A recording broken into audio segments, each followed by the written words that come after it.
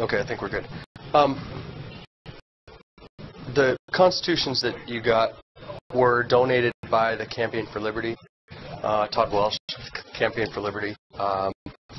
They saw the seminar was given. I sent a copy to a bunch of people, and when I said, I suggested people bring a copy of the Constitution, a month later, a few weeks later, whatever it was, I get a big box of constitutions and stuff from Campaign for Liberty. So I didn't purchase those. Those are coming from Campaign for Liberty. Just so you know what we're doing, I just said this, February 17th, we're going to talk about nullification or state interposition. March is property rights, and April is taxes, including the flat tax. So if you went to this site, you could click on that, and there's an RSVP form. The reason that's nice is, like tonight, if people use the RSVP form, I would know how many constitutions to get or something like that, and how many handouts to print out. Speaking of handouts.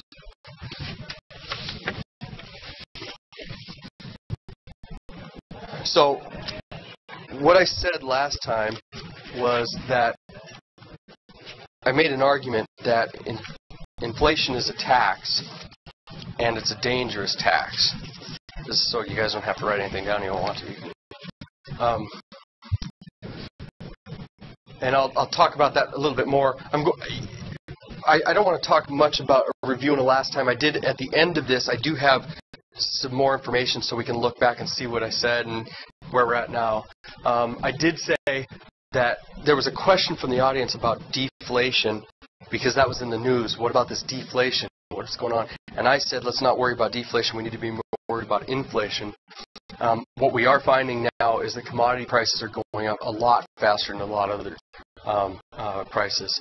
This is going to make food and clothes much more expensive in 2011 than it was in 2010. There's some estimates that, there's at least one estimate from inflation.us that's suggesting that we are going to see double-digit inflation in the first half of 2011. So that's, it seems as though the prediction, what I told you was coming based upon what we were doing with the economy, seems to be falling in line. This is a problem that businesses need to understand, or consumers need to understand, is that if you go to the supermarket and you're going to purchase, say, graham crackers, they used to sell the graham crackers in a box, and it had 4 sleeves per box, and they had, say, 10 crackers per sleeve. So that's 40 crackers.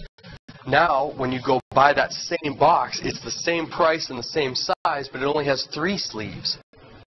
Okay, so what a lot of businesses are doing now, because they don't want it to look like they're increasing the price on these items, is they're reducing portions. And a lot of people don't really notice. They see that the portions reduced, but they don't realize that that change is a 25% increase in the cost of those graham crackers, right? If you go from 40 to 30, you just increase the price by 25%.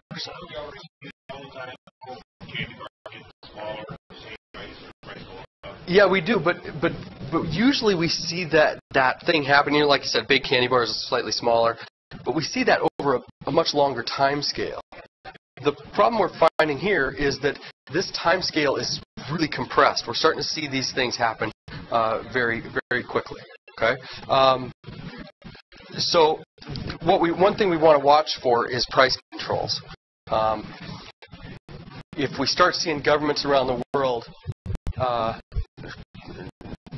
starting to control prices, that's a red flag that we need to be careful of, because then what that does immediately is it basically makes the store shelves bare, and then we're going to start having shortages.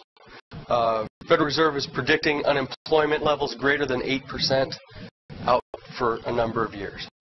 All right, so the fact that we hear frequently in the media that we're out of this recession, we're in the middle of a recovery, the Federal Reserve people themselves are saying, look, we've got a long time before we get below 8% again. And if you'll remember, the original stimulus package that was that the federal government was trying to push, they said we need this stimulus package so we don't go over 8%. If you remember all the speeches were about, they didn't want to go over 8%.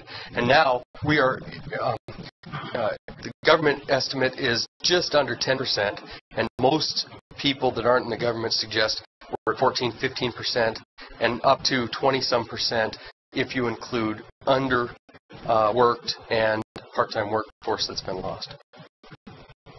I made this graph since the last talk, so this is it's not a review in a sense, but the reason why I'm giving you two graphs here, gold to Dow and then the silver to homes, is that what we hear over and over, and this is because I'm reviewing what I talked about in the economy, I said, look, we're not in recovery. Even though people are saying we're in recovery, the numbers don't make sense to me.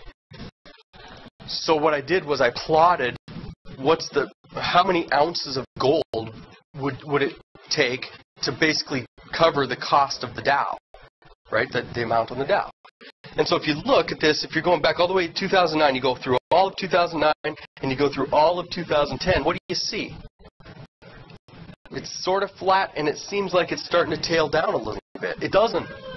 If you look at this, you can, besides this tick right here, there is no place on this graph where you can say, man, it looks like we're in a recovery. Okay, but many of the mainstream economists are pointing to the Dow and saying, well, stock prices are going up. They are going up, but it seems as though they're going up only because of inflation, right? Because the gold has given us a measure of what the inflation rate is. Okay, so this graph, I would predict, we're around 8.5, between 8 and 9 ounces of gold could purchase the Dow. I would predict sometime in 2011, we're going to be down around 6.5 or 7 ounces of gold. Okay, so that's problematic. Some economists suggest over the next decade, this ratio could go down to about 2 ounces of gold. Okay, this next chart, we hear recovery, and that was one of the questions I got after the last seminar on economics. But everybody's telling us we're in a recovery. If you look at this plot is how many ounces of silver would it take to purchase the average American home. So you look at the average American home price divided by how many dollars per ounce of silver, and that tells you how many ounces. And what you'll find here is this spike in the middle corresponds to some of the, remember when we had the Federal Reserve trying to stave off the home values deflating, right? Home prices going down, and they tried to stimulate that a little bit, and so you get an uptick, but you see that we are on a descending trend here. It's taking less and less silver to purchase the average American home. Okay?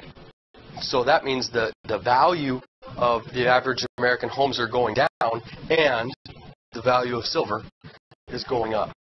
Okay? If this morning, if I was to purchase 1,000 ounces of silver, it would have cost me $28,270. If I held those for maybe sometime this decade, the estimates are that this ratio might go down to 1,000. Meaning, I'm holding that silver, and at some point this decade, I would be able to purchase an American home for 1,000 ounces of silver. Okay? There's a few estimates that suggest this number might go less than 1,000, but I think 1,000 over the next decade is probably a reasonable estimate. Okay? So I think that we're headed for a number around 5,000 ounces of silver in 2011. Okay? Again, I didn't show this in the last slide, but it seems to help get. I told them to look at these two ratios, but I think it's easier to see if you plot it. I also wanted to point out that many people were saying after the seminar, but we keep hearing in the news that we're in a recovery. We keep hearing from economists that the worst is behind us, whatever. And so what I did is I went back to Economists of the Day, October 15th, 1929. Notice that's 2 weeks before the stock market crashed, and they are saying, this economist from Yale, stock prices have reached what looks like a permanently high plateau. I expect to see the stock market a good deal higher than it is today within a few months.